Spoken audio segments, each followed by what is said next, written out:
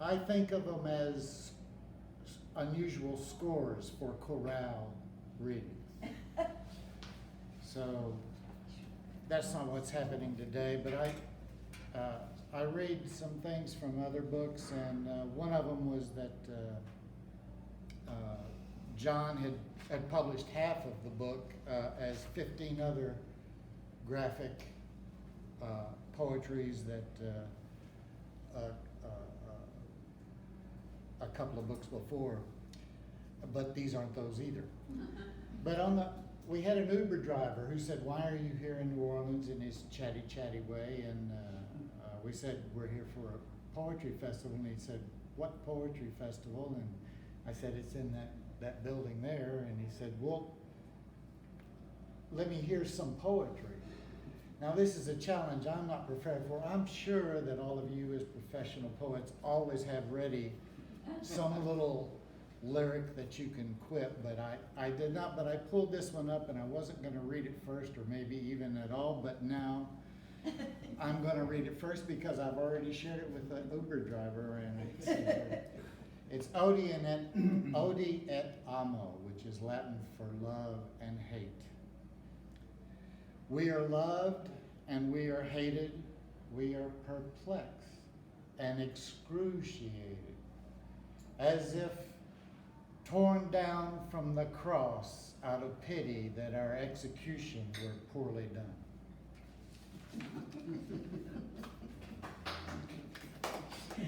This one would be a more kinder, gentler, call it a boyhood reminiscence. High step slowly through the tall grass, stalking grasshopper bait. Use its social buzz to locate it. Creep over to where it lands when it tries to fly away. Grab it with a loose grip while it still thinks it's invisible. Feel those large back legs kicking. Hold it in the right hand. Reach into the pocket of your palm with a thumb and a pointer finger and pinch the grasshopper from the back just enough to hold it. Now, hold the hook in your right hand. Show the gibbet. Thrust it through the thorax, turn the hook and hide the barb in the soft belly. Swing the line out into the water with a cane pole, out into the water with a satisfying plop. Have a seat on the grassy bank. Wipe the tobacco juice off on your jeans. Watch the merry little round, red, white, plastic cork bobble on every wind-blown ripple. Watch the merry little round bobble on every tiny little wind-blown ripple. Every ripple looks like a nibble. Every nibble looks like a bait-stealing bite. But leave it be. When the cork finally does go underwater, set the hook. Hold the pole high to keep the line tight, while the fish thrashes in circles, shallow and deep, left and right. The cane pole now is a witching rod that telegraphs the concentrated thoughts of one small life bent on escape.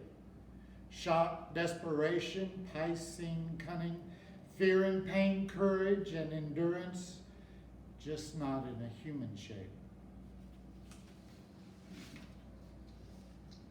You know the Superstitions are mountains in Arizona?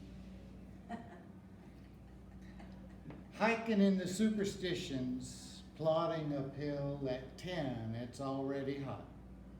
1 foot in front of the other, foot in front of the other, foot in front of the other, foot in front of the other.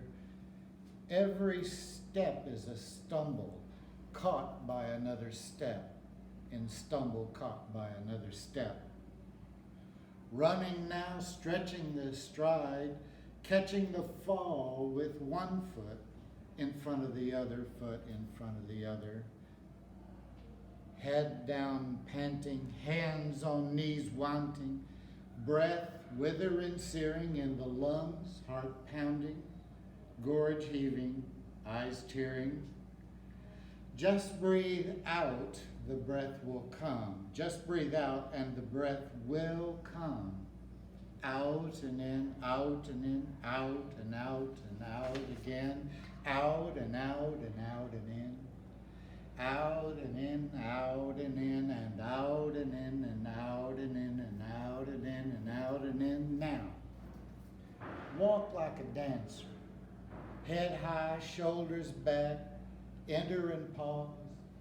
Glide across the room to silent applause. Saunter over and order something hard to make. Pose for a while with an elbow on the bar. Take a sip to hide a smile. Strut over to the host. Tell a joke that makes him laugh. Hand him a glass only empty by half and leave despite a dozen pleas to stay. Now, out on the street alone, put one foot in front of the other foot, as if the next step were known, like a dancer, watching the stars in the cloudless sky and not the placement of the feet.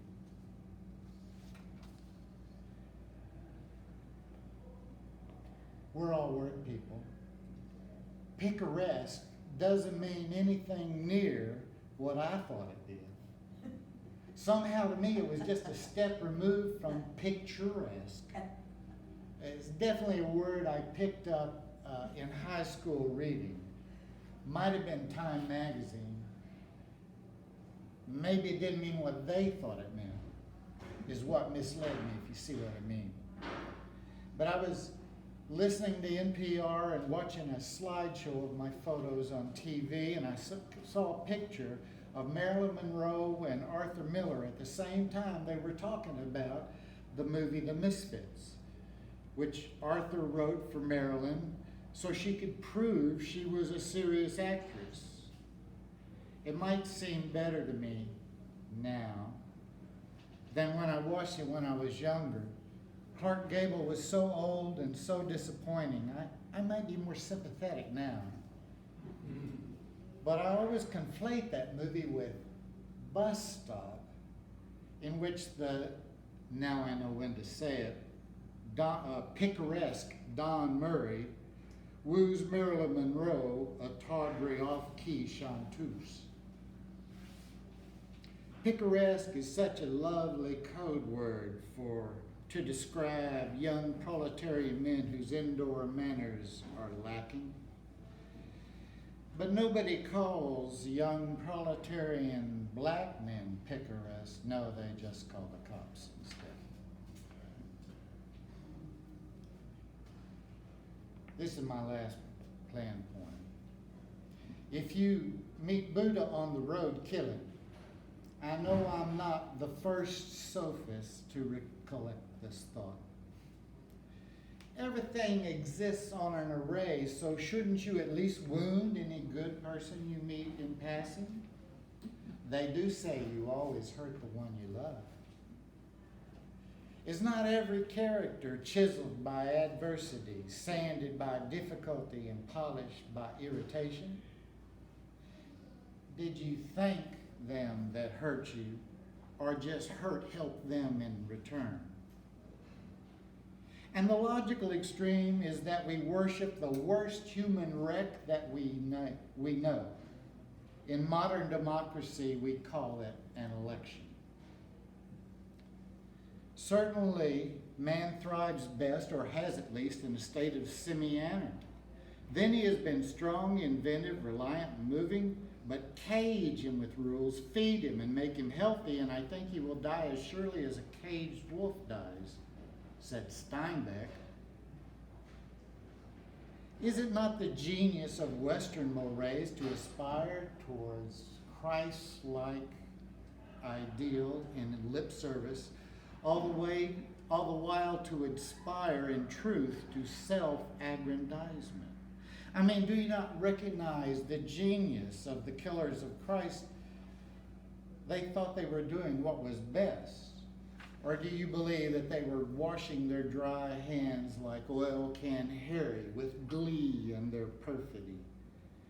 I mean, what genius to kill Christ, recognizing his divine perfection in order to preserve order of the Roman Empire and the Jewish establishment. They do say the Lord works in mysterious ways. The perfect Buddha lived out his days under a fig tree. No one he met must have recognized him. So how then should one live, you may well ask, without becoming an apocalyptic sectarian? I too only have questions. Thank you.